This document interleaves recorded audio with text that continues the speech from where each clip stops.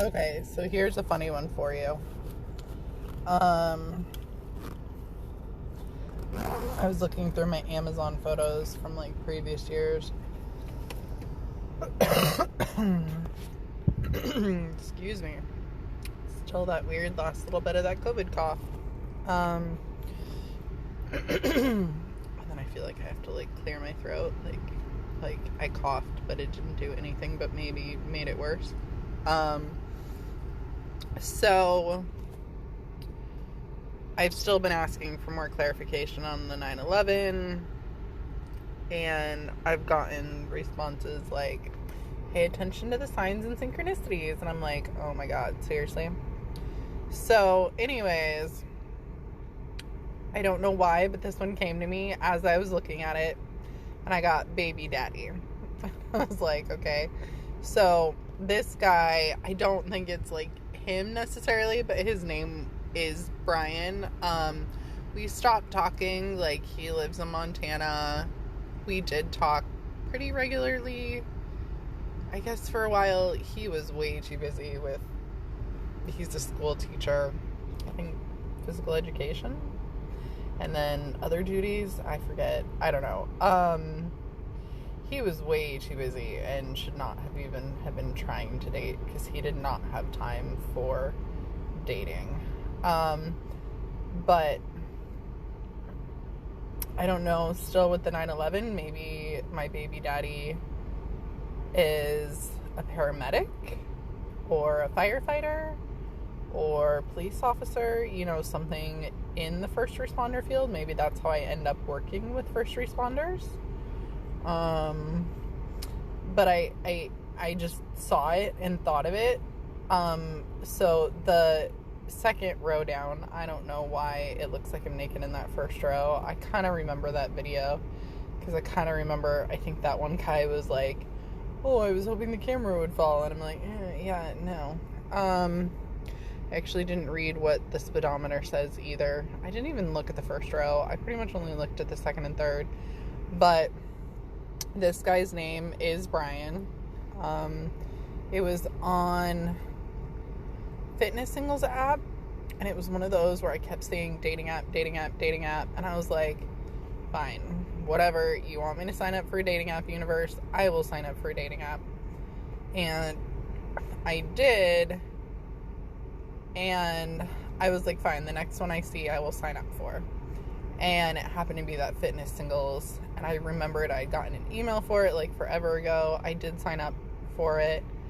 I think he's the only person I ended up talking to on there. I just liked, because like we would talk about like how his school and his area handled COVID, because he's in the middle of nowhere, Montana. I think it says Missoula on there, but he's not. He's from like a really small town that like you wouldn't hear of. And he only had that on there to like widen the dating circle. And then it's funny though, because you can get matched up from people all across the country. I don't think I ever met anybody from this app. It is much smaller. And the guys that were on it around here were like gym. There were some hikers. I talked to a couple.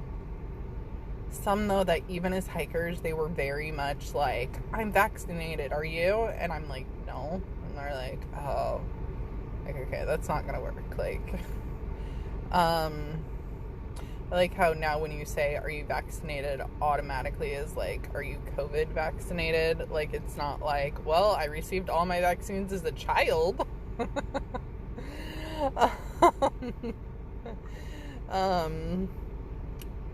But, you know, I survived chickenpox and I'm still here, and now they have a vaccine for that. And it's like, why do you need a vaccine for that? Like, I don't know. Anyways, I know. I ADD. But the first picture in the second row is of pumping equipment for my Willow pump that I actually freaking donated. Did not sell. I donated. Oh, I hear it's not the best pump. I hear that they now have a better one. So if I want it, I will buy it. This one was great, though, for getting back into work. It was. The learning curve on it was horrendous. It sucked. It is way different than a regular pump. I at least started getting fitted on that one, I think down to like a 21. But then talking to this lactation consultant, she's like, no, you're a 15. Like, that's even a huge difference. Like, it just makes me wonder how much more efficient my pumping sessions could have been if I would have been fitted correctly. They say it should only take like 10 minutes. It used to take me like 20 to 40 minutes to empty, and I'd be like, why is this taking so long? That middle picture, you can't see what it is. I don't know if the quality is good enough if you zoom in, but it is a baby cricket, which caught my attention because lately, so maybe it is the baby trying to talk to me and be like, hello, I am trying to get your attention. I am communicating with you. You're just not listening to my signs that I'm sending you. There was a cricket in the house recently. It has been a long time since I've had them. If you recall, I was getting them quite frequently. And sometimes they would just like transition on, like while they were there with me. They would just die. And I'm like, okay. And then that was a hot tub guy that was like, oh, well, maybe they're using your energy to pass. And I was like, huh, that's okay. I never thought about that. Like, I could have a very soothing energy to help people transition on and let go and know it's okay. And by people, I mean crickets. And maybe people. Which, ADD, again, they do have something called a death doula. I don't know if I told you, I actually looked into that. I think that would be really neat. I don't know if I'd want to, like, actually do certification. I don't know I don't know if you can. I did look it up, and now I can't remember. Some of them do paperwork and help out with, like, the funeral planning. Nope, sorry. You gotta find somebody else for that. I do not do that. But I do kind of like the idea of helping people be able to let go and know that it's okay to let go. But anyways, so there was a regular size cricket in the house recently, so I helped it outside. And then there was a little teeny tiny baby, and I couldn't catch the little teeny tiny baby to help it outside. It was like close by the screen door, the one with the tear in it. I was like, oh, I hope he finds his way back outside okay. But that middle picture is a picture of a baby cricket that I took. And then for some reason I got baby daddy. Like I don't know, heard it. You know, that knowing, hearing, knowing, I don't know. But I was like, huh, okay, so baby daddy.